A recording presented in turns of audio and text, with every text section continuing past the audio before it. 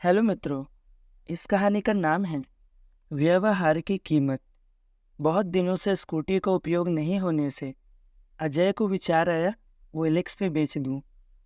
कीमत उसने 32,000 रुपये डाल दी।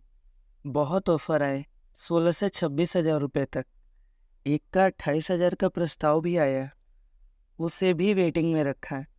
कल सुबह कॉल आया। उसने कहा, साहब नमस्कार, आपकी गाड़ी का ऐड देखा, पसंद भी आई है, लेकिन 32,000 इकट्ठा करने का बहुत प्रयास किया, 25,000 ही इकट्ठा कर पाया हूँ। बेटा इंजीनियरिंग के अंतिम वर्ष में है। बहुत मेहनत किया है उसने, कभी पैदल, कभी साइकिल, कभी बस, तो कभी किसी के साथ। सोचा अंतिम वर्ष तो अपनी गाड़ी से ही जाए। आप कृपया स्कूटी मुझे ही दीजिएगा। नई गाड़ी मेरी हैसियत से बहुत ज़्यादा है। थोड़ा समय दीजिए, मैं पैसों का इंतज़ाम करता हूँ। साइकिल बेचकर कुछ रुपए मिलेंगे, परंतु हाथ जोड़कर निवेदन है साहब, मुझे ही दीजिएगा। अजय ने औपचारिकता मात्र में ओके बोलकर फ़ोन रख दिया। कुछ विचार मन में आए। उसने वापस कॉल बैक किया और कहा, आप अपना साइकिल मत बेचिए, कल सुबह केवल 25,000 लेकर आइए। गाड़ी आप ही ले जाइए, वह भी मात्र 25 में ही। अजय के पास 28,000 का प्रस्ताव होने के बावजूद भी वह 25,000 में ही किसी अपरिचित व्यक्ति को स्कूटी देने जा रहा था। उसने सोचा, उस परिवार में आज कितने आनंद का निर्माण हुआ होगा। कल उनके घर स्कूटी जाएगी और अजय को ज़्यादा नुकसान भी नहीं हो रहा था। ईश्वर ने बहुत दिया है और सबसे बड़ा धन समाधान है, जो कूट कूट कर दिया है। अगली सुबह उसने कम से कम 7 से 8 बार फ़ोन किया। साहब कितने बजे आऊँ? आपका समय तो खराब नहीं होगा ना? पक्का लेने आऊँ? बेटे को लेकर या अकेले आऊँ? पर साहब गाड़ी किसी और को नहीं दीजिएगा।